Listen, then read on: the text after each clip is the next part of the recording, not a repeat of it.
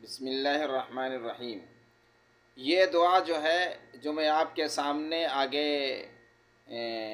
ذکر کروں گا، تو یہ دعا بہت قیمتی دعا ہے۔ حضرت عباس رضی اللہ تعالیٰ عنہ نے بار بار اصرار کرنے پر، حضور اقدس صلی اللہ علیہ وسلم سے بار بار اصرار کرنے پر نبی کریم صلی اللہ علیہ وسلم نے یہ دعا تلقین فرمائی۔ دعا کے الفاظ ملاحظہ ہوں، بہت زبردست دعا ہے کہ آپ کے مال کی حفاظت، جان کی حفاظت، دین اور دنیا کی حفاظت، اور ایمان کے بعد اگر کوئی دعا قیمتی ہے تو وہ عافیت کی دعا ہے، تو اس میں عافیت کی بھی دعا ہے۔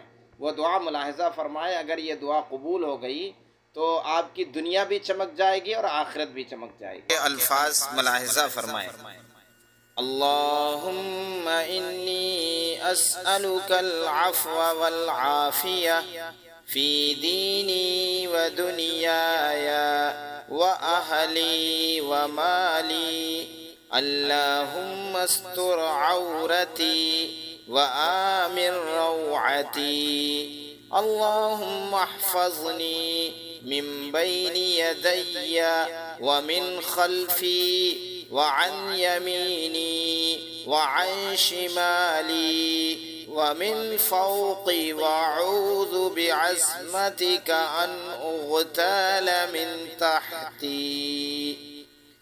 ترجمہ ملاحظہ فرمائے: یا اللہ، میں تجھ سے مانگتا ہوں معافی اور امن، اور اپنے دین میں اور اپنی دنیا میں اور اپنے اہل اور مال میں۔ یا اللہ، میرا عیب ڈھانپ دے اور خوف کو امن سے بدل دے۔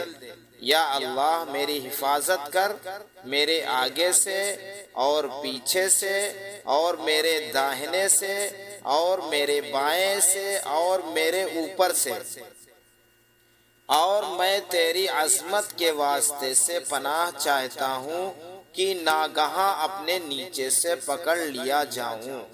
یہ دعا آن حضرت صلی اللہ علیہ وسلم نے اپنے چچا حضرت عباس رضی اللہ تعالی عنہ کے بار بار سوال کرنے پر تلقین فرمائی، اور فرمایا کہ یہ وہ مختصر اور عظیم دعا ہے کہ جس کی یہ دعا قبول ہو گئی اس کو دونوں جہان کی راحتیں نصیب ہو گئیں۔